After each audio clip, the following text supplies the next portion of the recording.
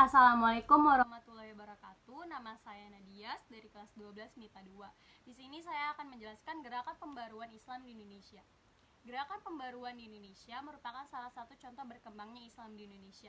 Sejarah telah membuktikan bahwa tidak ada masyarakat yang statis. Mereka semua pasti mengalami perubahan dan perkembangan. Secara garis besar, ada dua bentuk gerakan pembaharuan Islam di Indonesia. Yang pertama ada gerakan pendidikan dan sosial, dan yang kedua ada gerakan politik. Di sini saya akan menjelaskan yang pertama, yaitu pendidikan dan sosial. Kaum pembaharu memandang betapa pentingnya pendidikan dalam membina dan membangun generasi muda.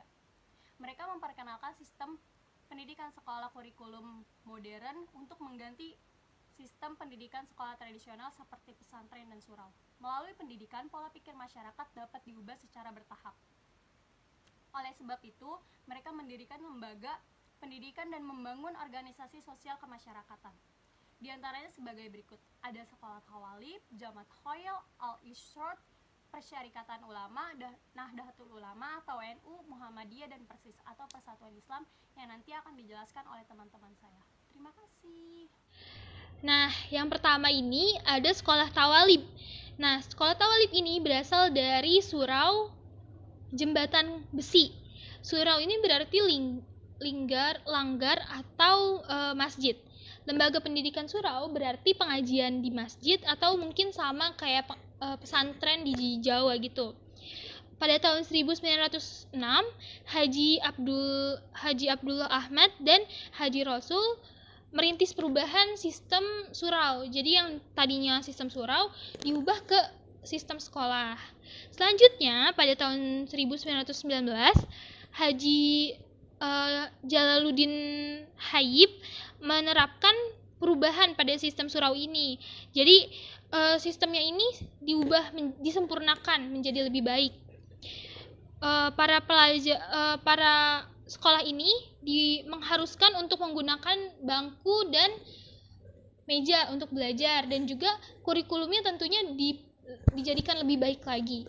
Nah, selain itu para pelajarnya juga diharuskan atau diwajibkan untuk membayar uang sekolah atau mungkin kita bisa kenal dengan SPP. Selain itu juga para pelajarnya dikenalkan dengan koperasi.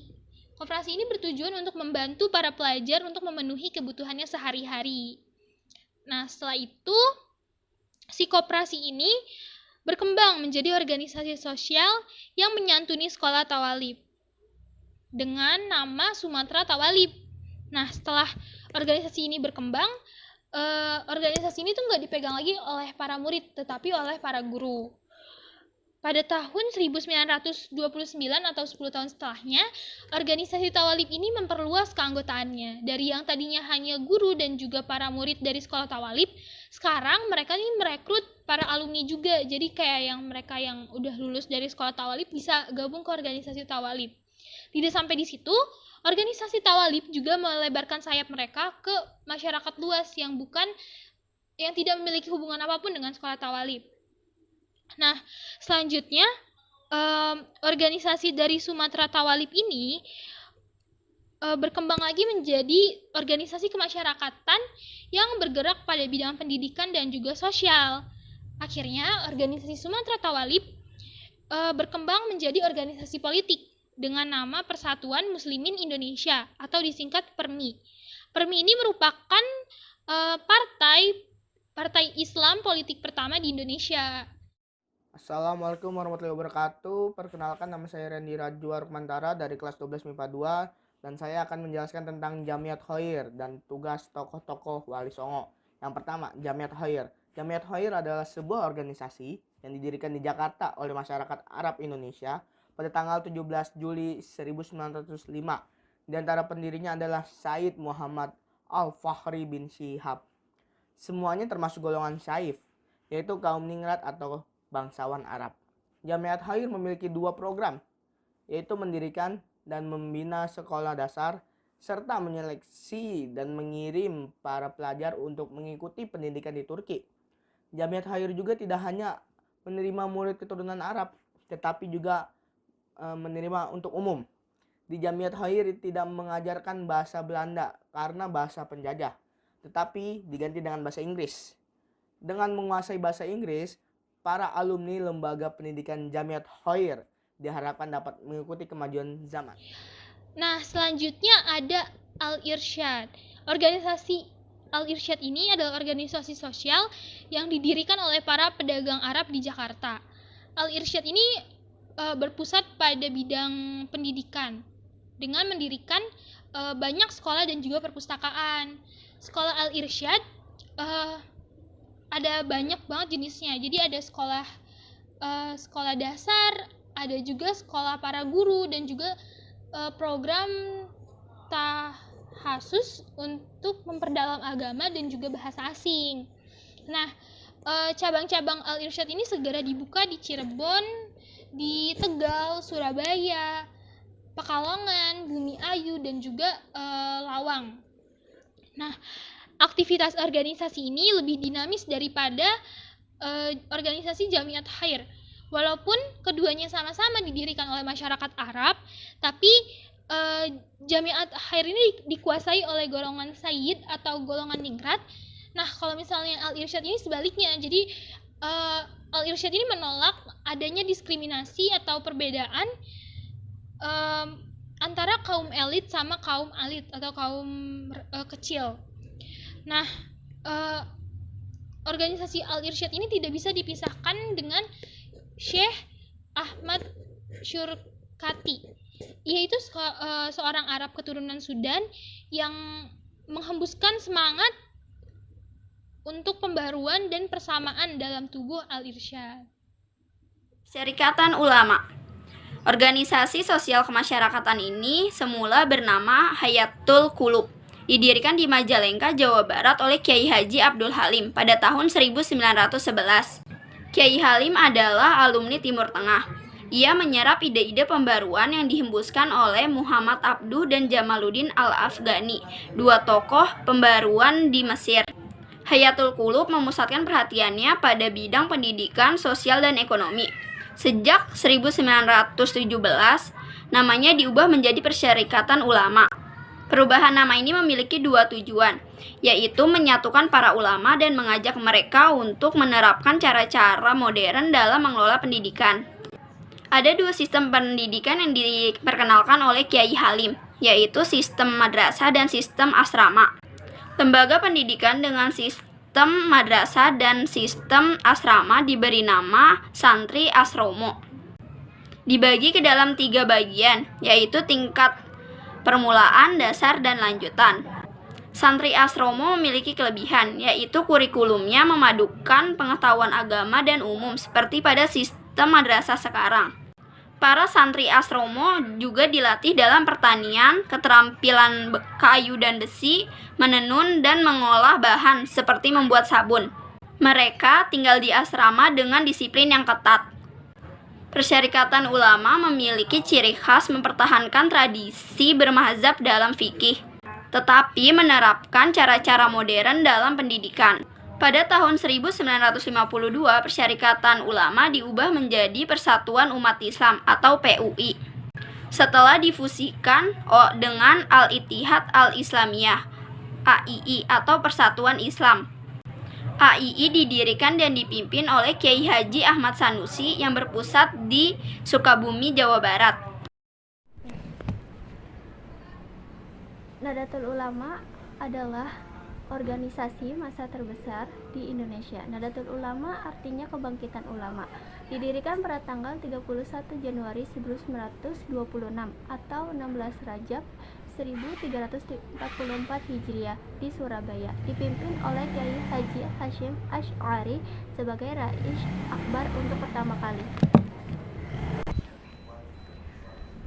Maka timbullah kesadaran di kalangan kaum pelajar maupun ulama untuk memperjuangkan martabat bangsa melalui jalan pendidikan dan organisasi. Di samping melawan secara fisik peperangan kepada Belanda, sebelumnya pada tahun 1916 dibentuklah Nadatul Watan atau kebangkitan tanah air sebagai respon bangkitnya nasionalisme yang ditandai dengan berdirinya Gerakan Kebangkitan Nasional tahun 1908. Kemudian pada tahun 1918 didirikan Taswirul Afkar atau dikenal juga dengan Nadatul Fikri, kebangkitan pemikiran sebagai wahana pendidikan sosial politik kaum keagamaan atau santri. Dari situ kemudian juga didirikan Nadatul Tujar, kebangkitan kaum saudagar. Ini dijadikan basis untuk memperbaiki perekonomian rakyat. Dengan adanya Nadatul Tujar itu, maka Taswirul Afkar selain tampil sebagai kelompok studi juga menjadi lembaga pendidikan yang berkembang sangat pesat dan memiliki cabang di beberapa kota. Berbagai macam organisasi dan komitmen yang bersifat embrional dan ad hoc. Maka setelah itu dipandang perlu untuk membentuk organisasi yang lebih sistematis dan mencakup guna mengantisipasi perkembangan zaman. Maka setelah berkoordinasi dengan para kiai pesantren, para ulama kalangan tradisional yang tidak terakomodir, yang tidak mengikuti konferensi Islam dunia yang ada di Indonesia dan di Timur Tengah. Akhirnya para ulama sepakat untuk membentuk organisasi yang bernama Nadatul Ulama pada tanggal 31 Januari 1926 atau 16 Rajab 1340. Assalamualaikum warahmatullahi wabarakatuh. Untuk mencapai tujuan tersebut, NU mempunyai berbagai jenis usaha di berbagai bidang, antara lain sebagai berikut. Salah satunya di bidang keagamaan, yaitu melaksanakan dakwah Islamiyah dan meningkatkan rasa persaudaraan yang berpijak pada semangat persatuan dan perbedaan. Terus, di bidang pendidikan, menyelenggarakan pendidikan sesuai dengan nilai-nilai Islam untuk membentuk muslim yang bertakwa, berbudi luhur, berpengetahuan luas. Hal ini terbukti dengan lahirnya lambang-lambang pendidikan yang bernuansa NU dan sudah tersebar di berbagai daerah khususnya Pulau Jawa, bahkan sudah memiliki cabang di luar negeri. Di bidang sosial budaya mengusahakan kesejahteraan rakyat serta kebudayaan yang sesuai dengan nilai keislaman dan kemanusiaan. Di bidang ekonomi mengusahakan pemerataan kesempatan untuk menikmati hasil pembangunan dengan mengutamakan berkembangnya ekonomi rakyat. Hal ini ditandai dengan lahirnya BMT dan badan keuangan lain yang telah terbukti membantu masyarakat. Yang terakhir, mengembangkan usaha lain yang bermanfaat bagi masyarakat luas. F.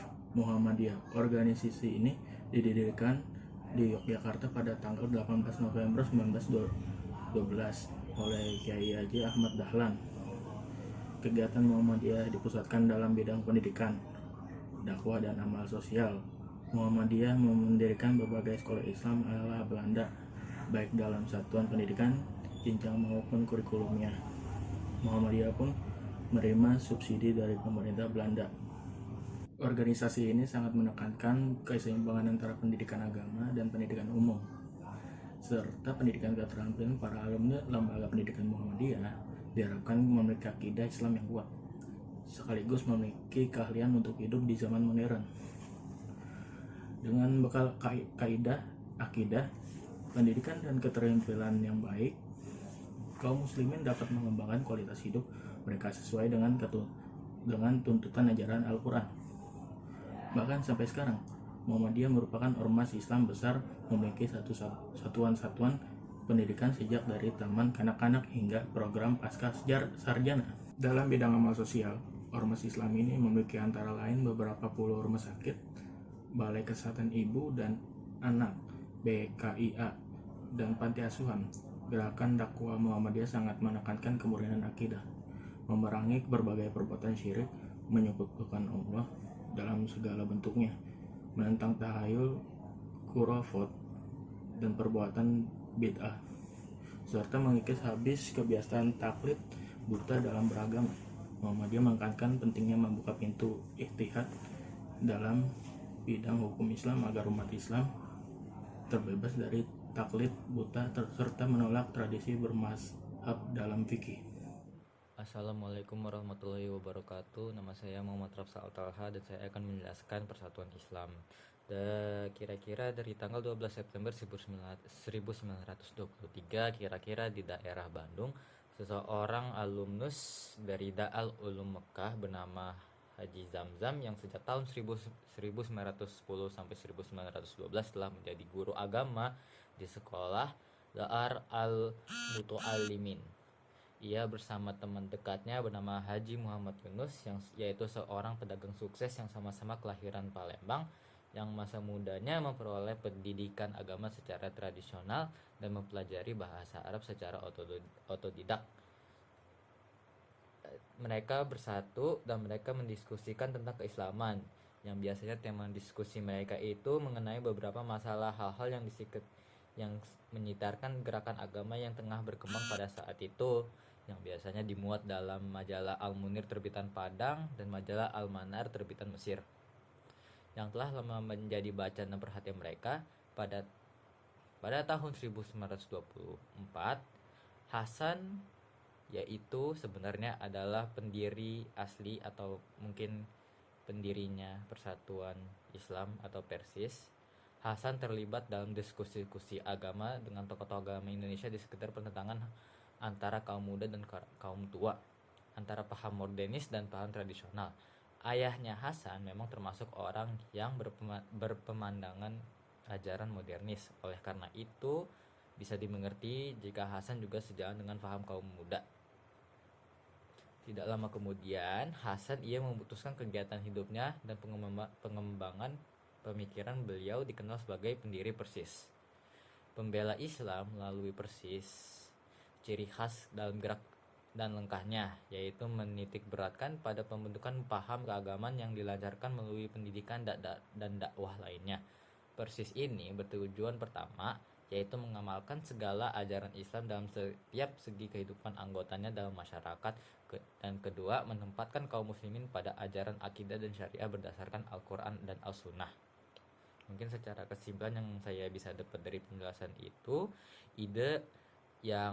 pembahasan ide-ide diskusi antara Haji Zamzam dan Haji Muhammad Yunus mendorong Hasan ini untuk membangun yaitu Persis. Yang Persis ini bertujuan untuk mendorong manusia-manusia atau sesama kaum muslimin untuk mengamalkan segala ajaran Islam dalam setiap segi kehidupan anggotanya dalam masyarakat, dan juga menempatkan kaum muslimin pada ajaran akidah dan syariah berdasarkan Al-Quran dan Sunnah. 2. Gerakan politik. Islam tidak dapat menerima penjajahan dalam segala bentuk. Perjuangan umat Islam dalam mengusir penjajahan sebelum abad 20 dilakukan dengan kekuatan senjata dan bersifat kedaerahan. Pada awal abad 20, perjuangan itu dilakukan dengan mendirikan organisasi modern yang bersifat nasional, baik ormas maupun orsospol. Melalui pendidikan, ormas memperjuangkan kecerdasan bangsa agar sadar tentang hak dan kewajiban dalam memperjuangkan kemerdekaan. Dengan orsospol, kaum muslimin memperjuangkan kepentingan golongan Islam melalui saluran politik yang diakui pemerintah penjajah. Mereka misalnya berjuang melalui parlemen Belanda yang disebut Volksraad. Di antara partai politik Islam yang tumbuh sebelum zaman kemerdekaan adalah Persaudaraan Muslimin Indonesia atau PERMI, Serikat Islam atau SI, dan Partai Islam Indonesia atau PII.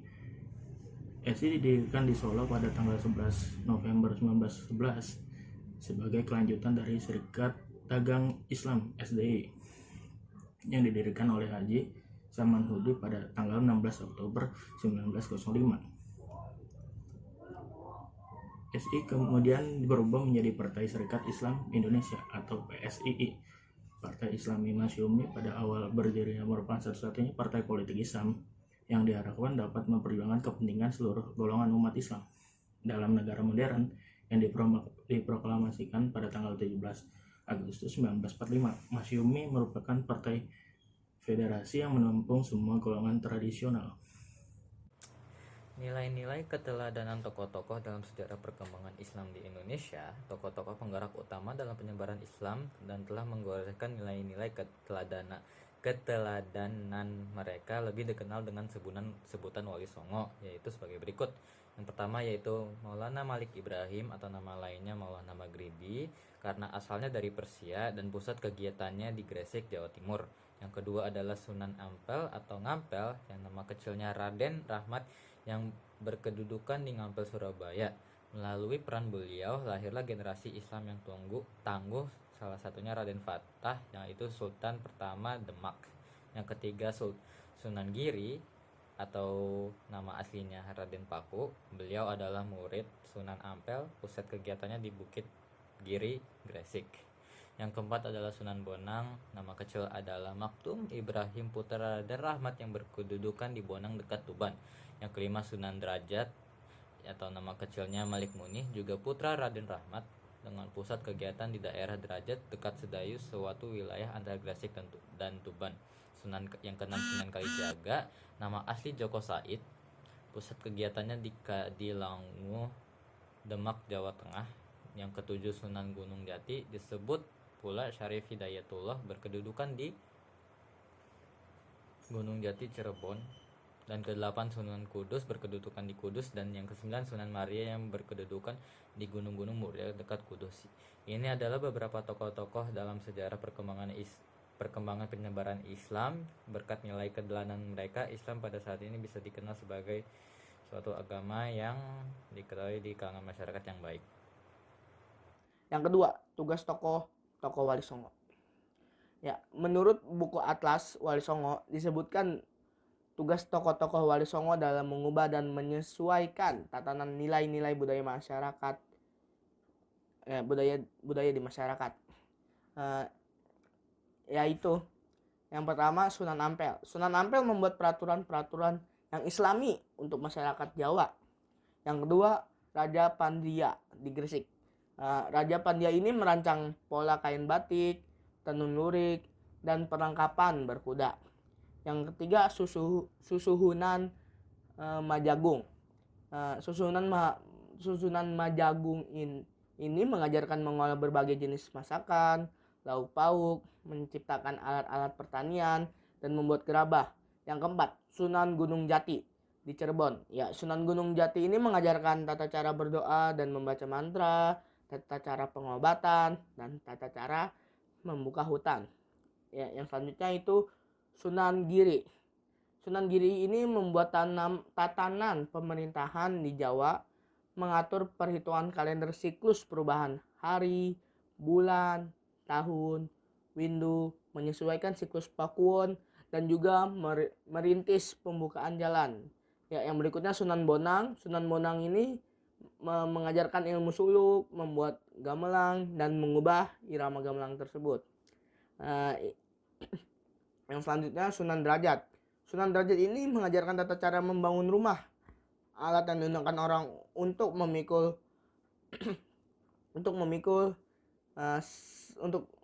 memikul seperti tandu dan joli. Yang terakhir Sunan Kudus. Sunan Kudus ini merancang pekerjaan peleburan, membuat keris, melengkapi peralatan pandai besi, kerajinan emas, juga membuat peraturan undang-undang hingga sistem peradilan yang diperuntukkan orang Jawa. Sekian penjelasan dari saya. Menjunjung tinggi kerukunan dalam kehidupan sehari-hari. Sikap dan perilaku mulia yang harus kita kembangkan sebagai implementasi dan pelajaran tentang sejarah perkembangan Islam di Indonesia antara lain sebagai berikut. 1. Menghargai jasa pahlawan muslim yang telah mengorbankan segalanya demi tersebarnya syiar Islam. 2. Berusaha memahami dan menganalisis sumber-sumber sejarah untuk mendapatkan informasi terkini dan valid mengenai sejarah Islam. 3. Meneladani sikap dan perilaku para tokoh teladan pada masa pemulaan masuknya Islam yang mengedepankan cara damai. 4. Menjadikan semua aktivitas dalam hidup seperti pernikahan, perdagangan, kesenian, dan lain-lain sebagai sarana syiar Islam dan dakwah. 5. Belajar dari tokoh penyebar Islam di Indonesia yang memperkenalkan dan mengembangkan Islam kepada penduduk setempat tentang Islam dengan prinsip-prinsip antara lain sebagai berikut. A. Islam mengajarkan toleransi terhadap sesama manusia, saling menghormati dan tolong-menolong. B. Islam mengajarkan bahwa di hadapan Allah Subhanahu wa taala derajat semua manusia sama kecuali takwanya. C. Islam mengajarkan bahwa Allah Subhanahu wa taala adalah Tuhan yang Maha Esa, Maha Pengasih dan Maha Penyayang, dan mengharamkan manusia saling berselisih, bermusuhan, merusak dan saling mendengki. D. Islam mengajarkan agar manusia menyembah hanya Allah Subhanahu wa taala dan tidak menyekutukan serta senantiasa setiap saat berbuat baik terhadap sesama manusia tanpa pilih kasih. Melalui prinsip-prinsip di atas, ajaran Islam ini sangat menarik perhatian penduduk Indonesia.